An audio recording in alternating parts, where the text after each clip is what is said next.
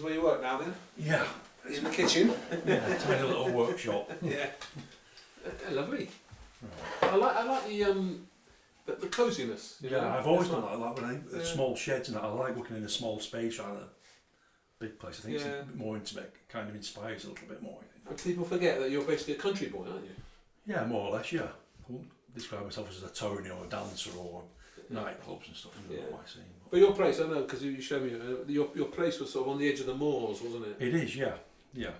So I have this romantic image of you getting up in the morning and like Heathcliff going out on the moors. Because you did falconry and all that sort of stuff. I did on the fields at the back here, when I was a lad, Well, that's where you got this kind of rounded education. You've done so many different things.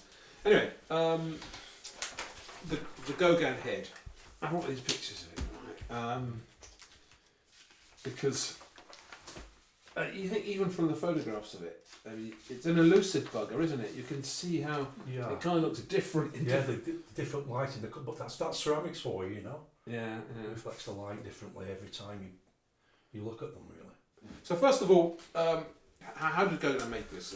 A lot of his stuff he kind of just slab built, formed it, but I think for an accurate profile, a portrait, which it is of Gauguin, obviously, I think he would have modelled it like in the classical way, a solid clay head done from a side profile, and then taken a mould of it, a plaster piece mould, and then pressed in sheet clay and moulded it all together that way. So he wouldn't be just done freehand. But would it be done in the mirror or how? Because it looks a bit like a death mask or something. And you've got his eyes closed. Yeah, well, I probably took a photograph of himself. I should think from a photograph of it, something like that. Rather than because with his eyes closed, obviously you've got to see yourself working. So I would think it was probably from a photograph. And most people, when they think of ceramics, they obviously think of like a potter's wheel and it's spinning around. But none of that, is it? No, this has been made in a press mould. It's called a press moulding. Right.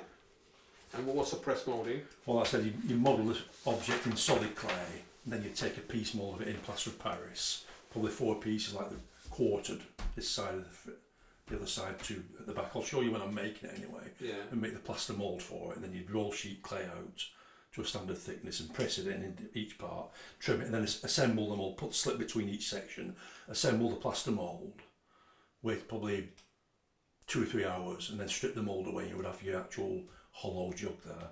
Take the seams away from this front, back, and both sides. Yeah. Sponge it and just tidy it up and add the handle and the base separately. So the handle and the base. Just be the head itself, and then the handle and the base will be separate and added on, slipped on later.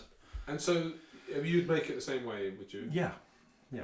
I think that's the only real way to make it, actually. Yeah. So you like ceramics, don't you? Because I remember I absolutely love them, in your book you were saying how you your first. My first fakes were really ceramics, pot lids and the like, You tell a great story about whether it's true or not. Because I never know if you're telling the truth or not, Shaun. You know that. It's a great story about you when you were a kid, because you made all this money from basically selling fake Victorian pot lids. Right? Yeah. But you started doing that because you used to collect real ones. Is that right? I used to dig them up in the cinder tips. It was dangerous to get buried alive. I was buried alive 3 times. My friends pulled me up. My friends did the same.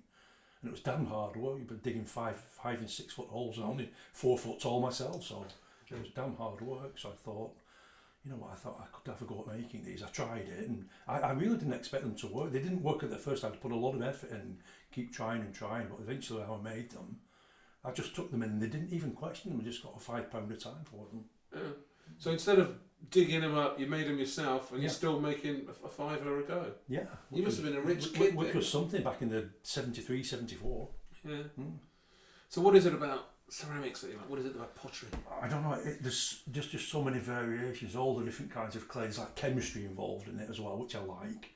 But the glazes and the clay itself, the firing temperatures, it's like mysterious, a bit like foundry work, but it's cleaner than foundry work, obviously.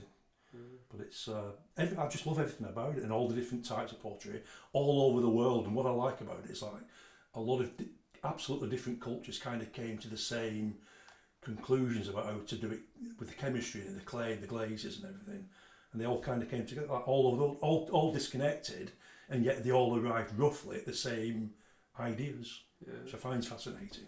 And of course, this is particularly interesting because you talk about all these other civilizations that use pottery. Yeah. But people often forget that Gauguin grew up in Peru because his father left France. He had to flee because of the political situation. I think you can see that culture in his ceramics, because the South and Central American pottery, the pre-Columbian pottery, is absolutely fantastic. Very original.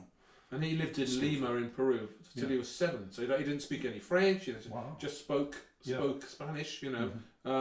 And you see all this all around him. Exactly. There's the spirit of that pre-Columbian art. It's really in this, isn't it? Absolutely. You see it, absolutely it is, yeah. Fabulous. How are you going to do this? So I'll put the photos away. What's the process? How are you going to start? Well, first of all, I'll keep this. This is like a guide, which you would do. If you want to copy something, you take a photograph of it. Basically, you're not going to copy it to the nth degree because that's impossible. Every pot, handmade pot, is a complete one-off. So it'll be something like, but it won't be millimetre for millimetre. It'll be very close. Okay. That would be an actual practical impossibility. Well, I do know this pot from top stem to stern is like 19.5 centimetres tall. The rest of the dimensions will come out as long as we get that right. But what I've got to do, I've got to make it like 10% larger, which will be roughly like what? Just over 21.5 centimetres. So when we fire it, we'll lose about 10% overall. So we'll go to about 19.5. So we'll have to start off with a profile drawing at 21.5 centimetres. You've lost me there already. You're talking into the realm of higher mathematics there. But go on, let's just have a go. Right.